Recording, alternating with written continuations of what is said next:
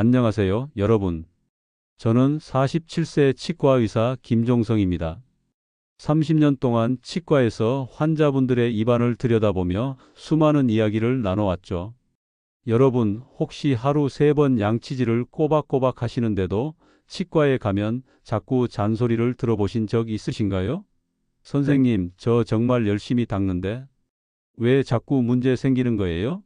이런 말씀 치과에서 자주 듣습니다. 이 질문에 공감하시는 분들 많으시죠? 오늘은 이 질문에 대한 답을 하나씩 풀어가면서 치아와 잇몸을 건강하게 지킬 수 있는 방법을 자세히 알려드릴게요. 제 30년 진료 경험을 말씀드릴 테니 오늘 영상 끝까지 시청하신다면 여러분의 인생이 바뀔 수 있습니다. 우선 왜 열심히 양치해도 치과에서 지적받는지부터 시작해 볼까요? 여러분, 치과에 오시는 환자분들의 입안을 보면 사실 우리나라 사람들 대부분이 잇몸 질환을 어느 정도는 가지고 계세요. 심지어 내 입안은 깨끗하다고 생각하시는 분들도 전 국민 상위 10% 정도일 뿐이에요. 나머지 90%는 더 심각한 상태로 지내시는 경우가 많죠. 왜냐하면 치아와 잇몸이 만나는 테두리 부분에 음식물 찌꺼기가 쌓이고 그 위에 세균이 달라붙어서 염증을 만들어내거든요. 이 염증이 심해지면 잇몸뼈가 녹아내립니다. 무서운 이야기죠. 제가 진료실에서 만난 60대 환자분 한 분의 사례를 들려드릴게요. 이 환자분은 매일 아침, 점심, 저녁 양치질을 빠지지 않고 하셨어요. 심지어 치실까지 쓰신다고 하셨죠.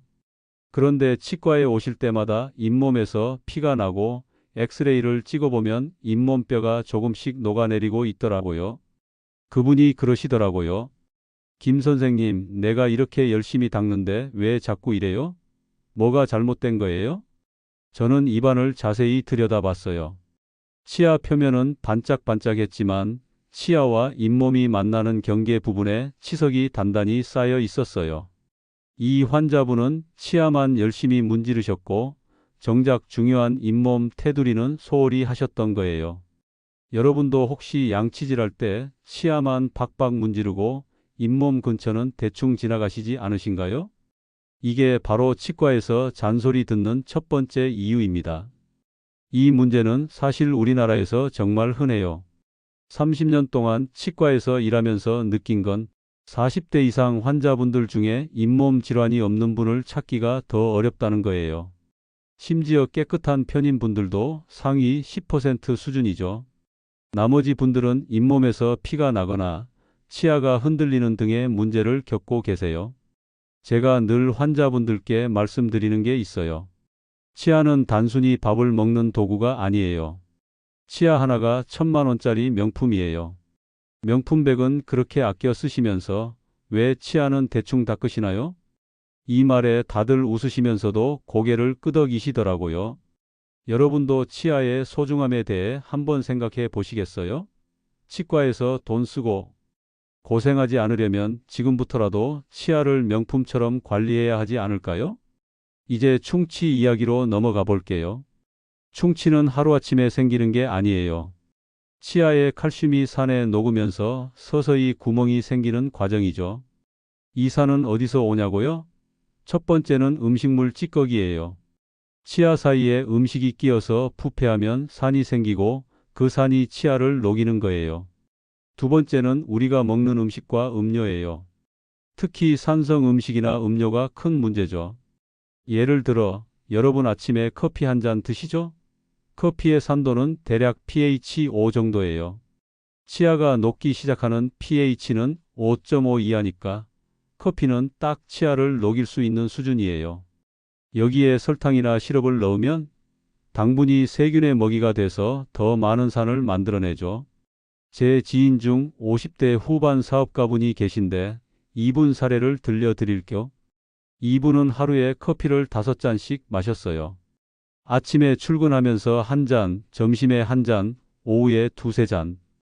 커피를 홀짝홀짝 2시간 동안 마시고 또 간식으로 과자를 드시곤 했죠.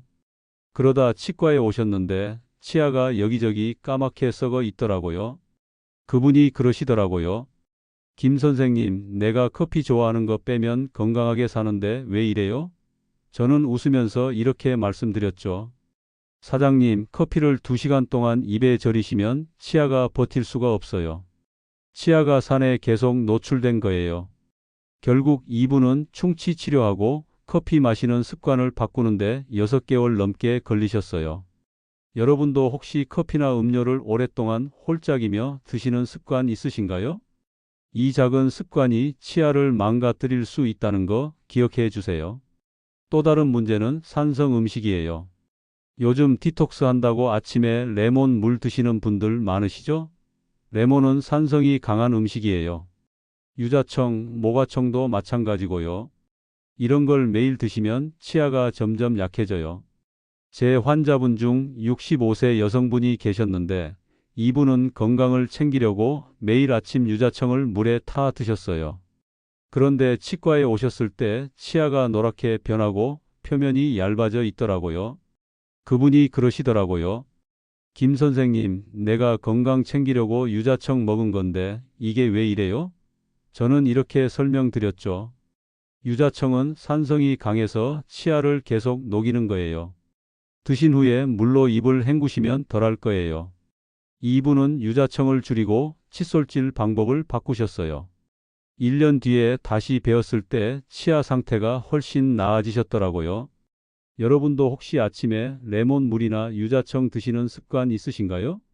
건강을 챙기려는 마음은 좋은데 치아 건강도 같이 챙겨야겠죠? 그리고 또 하나, 위산역류도 치아를 망가뜨리는 큰 원인 중 하나예요. 특히 술을 드신 후에 바로 눕거나 다이어트 때문에 일부러 토하시는 분들 계시죠? 이런 분들 치아가 정말 빨리 상해요. 제 환자분 중 70대 남성분이 계셨는데 이분은 젊을 때 술을 굉장히 좋아하셨어요. 밤늦게까지 술 드시고 안주 많이 드시고 바로 주무시곤 하셨대요. 그러다 역류성 식도염이 생겼고 위산이 치아를 계속 녹였어요. 치과에 오셨을 때 치아가 반쯤 녹아서 구멍이 뚫려 있더라고요. 그분이 그러시더라고요. 젊을 때 좀 조심할 걸 그랬나 봐요. 이제 와서 후회돼요. 저도 그 말씀 들으면서 마음이 짠했어요. 여러분, 혹시 술 드신 후에 칫솔질 꼬박꼬박 하시나요? 아니면 그냥 쓰러지듯 주무시나요? 술 드신 날은 특히 칫솔질을 꼼꼼히 하시고 바로 눕지 마세요. 위산이 올라와서 치아를 망가뜨릴 수 있거든요. 이제 본격적으로 치아를 지키는 방법을 알려드릴게요. 제가 환자분들께 늘 강조하는 건 칫솔질은 기술이라는 거예요. 무작정 힘줘서 박박 문지르는 게 아니에요. 저희 치과에 오시는 분들께 제가 4가지 원칙을 알려드리는데 하나씩 자세히 설명해 볼게요. 첫 번째는 부드러운 칫솔을 쓰라는 거예요. 여러분, 칫솔 사러 마트 가시면 딱딱한 칫솔 고르시지 마세요. 부드러운 모를 가진 칫솔, 그리고 머리가 작은 걸 골라야 해요. 치아 하나 크기 정도면 딱 좋아요. 손잡이도 연필처럼 생긴 육각형이나 팔각형이 좋아요. 왜냐? 칫솔질은 정교한 작업이거든요. 치과 기구도 볼펜처럼 생겼죠. 힘줘서 잡는 게 아니라 연필 잡듯이 부드럽게 잡아야 섬세하게 닦을 수 있어요. 제가 진료실에서 만난 60대 여성분이 계셨어요. 이분은 딱딱한 칫솔로 세게 문지르시다가 잇몸이 다 까져서 오셨어요. 김 선생님, 내가 열심히 닦은 건데 왜 잇몸이 아파요? 하시더라고요. 제가 부드러운 칫솔로 바꾸라고 말씀드렸더니 3개월 뒤에 오셨을 때 잇몸 상태가 훨씬 나아지셨어요. 부드러운 칫솔 하나 바꾼 것만으로도 큰 차이가 나는 거예요. 두 번째는 입을 크게 벌리고 손거울을 보라는 거예요. 화장실 거울로는 얼굴 전체 보기에 좋지 치아 하나하나 확인하기 어렵죠. 손거울을 들고 입을 크게 벌리셔야 해요. 침이 질질 흘려도 괜찮아요. 치아와 잇몸 경계를 정확히 봐야 제대로 닦을 수 있거든요. 세 번째는 치아를 하나씩 닦으라는 거예요. 여러분, 칫솔로 치아 여러 개를 한꺼번에 문지르시지 마세요. 치아 하나에 칫솔을 45도 각도로 대고 원을 그리듯이 부드럽게 10번 정도 닦으세요. 마지막으로 치아와 잇몸이 만나는 부분을 깊이 닦으라는 거예요. 치아 표면이 아니라 잇몸 테두리에 세균이 쌓여서 염증을 만들거든요. 이 네 가지를 꾸준히 연습하시면 치과 갈 때마다 칭찬받으실 거예요. 제가 진료실에서 만난 65세 여성분 사례를 하나 더 들려드릴게요. 이분은 치과에 오셔서 늘 내가 이렇게 열심히 닦는데 왜 자꾸 잇몸에서 피가 나? 하시더라고요. 입안을 보니 치아는 반짝반짝한데 잇몸 테두리에 치석이 단단히 쌓여 있었어요. 제가 이분께 부드러운 칫솔로 잇몸 테두리를 닦는 법을 알려드렸죠. 처음엔 어색해 하시더니 6개월 뒤에 오셨을 때 잇몸이 훨씬 건강해졌더라고요. 그분이 웃으시면서 김 선생님, 이렇게 닦으니까 진짜 다르네? 하시는 거예요. 저도 정말 보람 느꼈어요. 여러분도 혹시 지금 칫솔질할 때 치아만 닦고 있지 않으신가요? 오늘부터라도 잇몸 테두리를 신경 써서 닦아보세요. 이제 잇몸이 녹아내리고 피가 나는 분들께 치간 칫솔 사용법을 알려드릴게요. 치아 사이에 음식물이 끼고 세균막이 쌓이면 잇몸이 부풀어 오르죠. 이걸 해결하려면 치간 칫솔이 필수예요. 치간 칫솔은 치아 사이를 깨끗이 닦아주는 도구인데 사이즈가 정말 중요해요. 너무 헐거우면 세균막을 못 닦고 너무 빡빡하면 잇몸을 다치게 해요. 뻑뻑하게 들어갈 정도가 딱 좋아요. 사용법은 간단해요. 치간 칫솔을 잇몸 쪽으로 45도 각도로 넣었다가 부드럽게 빼세요. 쑤시거나 문지르지 마시고요. 하루 한 번 세균막을 흐트러뜨리는 게 목적이에요. 제 환자분 중 70대 남성분이 계셨는데 이분은 치간 칫솔 처음 써보시고 이거 쓰니까 치아 사이가 시원하다 하시더라고요. 처음엔 피가 좀 났는데 한 달 뒤엔 잇몸 부기가 가라앉아서 훨씬 편해지셨다고요. 이분은 치간 칫솔 덕분에 스케일링 횟수도 줄어드셨어요. 여러분도 치간 칫솔 써보신 적 있으신가요? 처음엔 어색해도 꾸준히 해보시면 정말 다를 거예요. 생활 습관도 꼭 바꿔야 해요. 커피나 레몬, 물 같은 산성 음료는 줄이시고 드신 후엔 물로 입을 헹구세요. 간식도 너무 자주 드시지 마시고요. 입안에 음식물이 없는 시간이 길어야 침이 치아를 재광화해줘요. 불소 치약도 꼭 쓰시고 6개월마다 치과에서 엑스레이 찍어보세요. 충치는 50% 이상 망가져야 엑스레이에 보이니까 정기 검진이 중요해요. 제 지인 중 60대 여성분이 계셨는데 이분은 매일 유자청 드시다가 치아가 노랗게 변해서 치과에 오셨어요.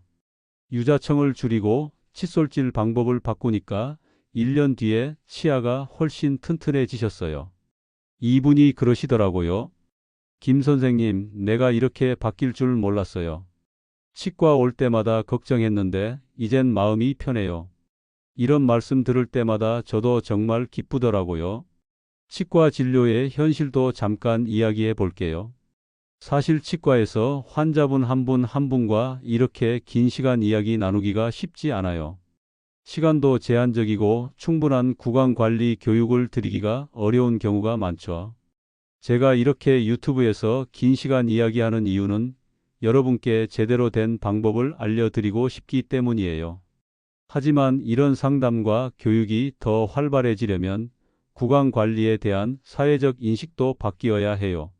치과에서 돈 쓰고 고생하지 않으려면 결국 우리 스스로가 치아를 소중히 여겨야 하죠. 치아 하나가 1,000만 원짜리 명품이라고 생각해 보세요. 여러분, 지금 치아를 어떻게 관리하고 계신가요? 오늘 이 영상 보시고 뭔가 하나라도 바꿔보고 싶은 게 생기셨나요? 댓글에 여러분의 이야기 나눠주시면 저도 더 열심히 좋은 정보 드릴게요. 다음 영상에서 더 유익한 이야기로 찾아뵙겠습니다. 긴 시간 함께 해줘서 고맙습니다.